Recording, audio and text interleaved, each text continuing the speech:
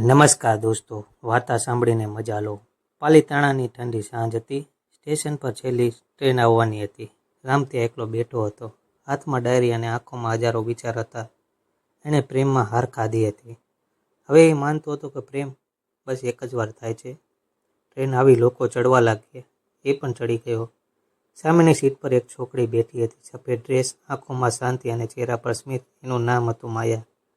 થોડી વાર પછી ટ્રેન અચાનક અટકી ગઈ। ટેકનિકલ સમસ્યાને કારણે લોકો બોર થવા લાગ્યા। માયા રામને જોઈ અને બોલી, તમારી ડાયરીમાં શું લખો છો?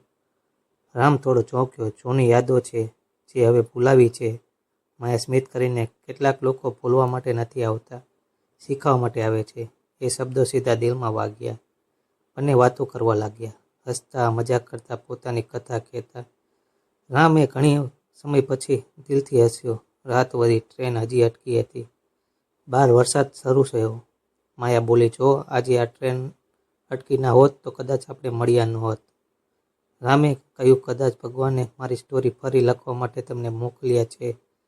માયા શાંત થઈ ગઈ અને ધીમા અવાજે બોલી, ક્યારેક સ્ટોરી ફરી લખાય છે પણ અંત બદલાતો નથી। રામ સમજી શક્યો નહીં। થોડા સમય પછી ટ્રેન ફરી ચાલવા લાગી। સ્ટેશન આવી ગયું। માયા ઊભી ગઈ, અને મારે અહીં ઉતરવું જ પડશે। રામ બોલ્યો, ફરી મળશો?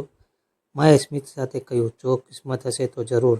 એ ઉતરી ગઈ। રામ વિન્ડોમાંથી જોઈ રહ્યો હતો, પણ થોડા સેકન્ડમાં જ માયા ભીડમાં ગાયબ થઈ ગઈ। એક વર્ષ પછી રામ ફરી એ જ ટ્રેનમાં બેઠો, એ જ સીટ અને એ જ ડાયરી, પણ આ વખતે એણે લખ્યું, કેટલાક લોકો આજે આવે છે પણ જીવન બદલવા માટે, રહેવા માટે નહીં।